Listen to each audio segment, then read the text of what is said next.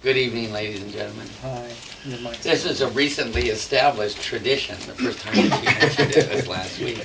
Instant classic. And I think it's because I got a long ride home, with, two of us on the horse riding back to Bernie at Yeah, you night. got the images. Coming down here, they had a truck with a house on it or something. It was all wrapped up, so you couldn't actually see it was a house, but it was huge and it was really heavy, going 25 miles an hour, and burning his brakes out.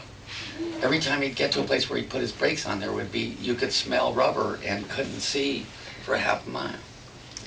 Anyway, we made it, because some crazy person tried to pass him and got in between him and the pilot car, so the pilot car pulled over and then we made it down. Made me wish that I was back up on the ranch in Montana, or riding herd.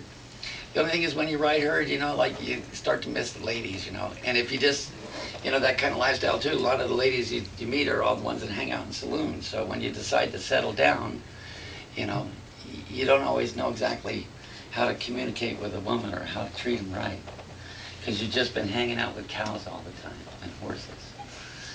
Anyway, that reminds me of Jack Potter.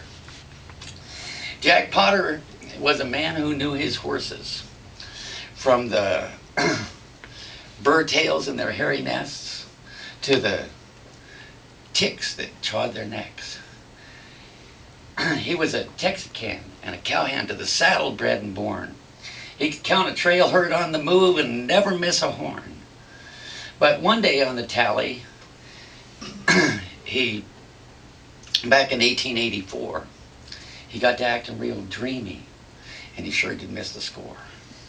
Now the boss, he recognized the symptoms, and he said, "Jack, you ain't no good like this. I'm going to give you 10 days to ride out and find out what's amiss." Well, it was a miss that ailed him, for he fell in love for sure with a gal named Cordy Eddy, who was pretty, sweet, pure. So Jack rode out 100 miles a sweating at the thought of sweets and things to tell her the way a feller ought. Like, "I'm just a humble cowboy, man. Here upon just a humble cowboy, Miss Cordy, if you please. Here to ask your heart and hand upon my bended knees." It all sounded so simple, rehearsed upon the trail, but when he got to Miss Cordy's door, the words all seemed to fail. It was, "Howdy, miss, how's your ma and pa, and how's the crops? How's your ma and pa?" But when it came to asking her, he just couldn't come to talk.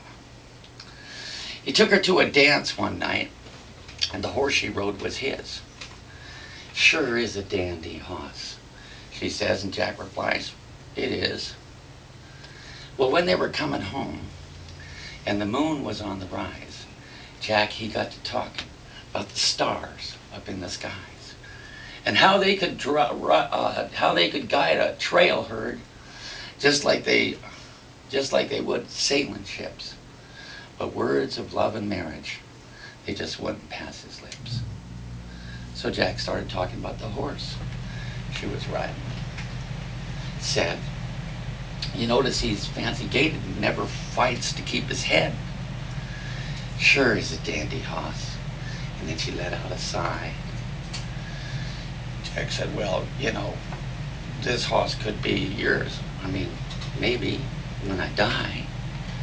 He figured she might savvy what he meant, or maybe guess, and give him that sweet answer that he longed for, namely yes.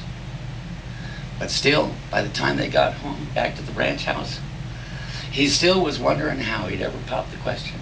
And he had to do it now, or he'd have to wait and sweat and suffer till the trail ride ended in the fall, and by then she might be married and he'd lose her after all.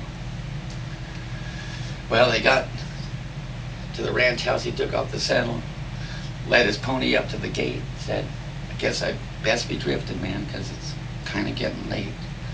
And her eyes just shone like starlight, and her lips were as sweet as flowers. Jack looks at her and goes, "Now, Cordy, this here pony, is it mine or is it ours?" It's ours, Jack, she said, and her voice was as sweet as moss. Now then, Jack, he claims he kissed her, but she claims he kissed the hoss.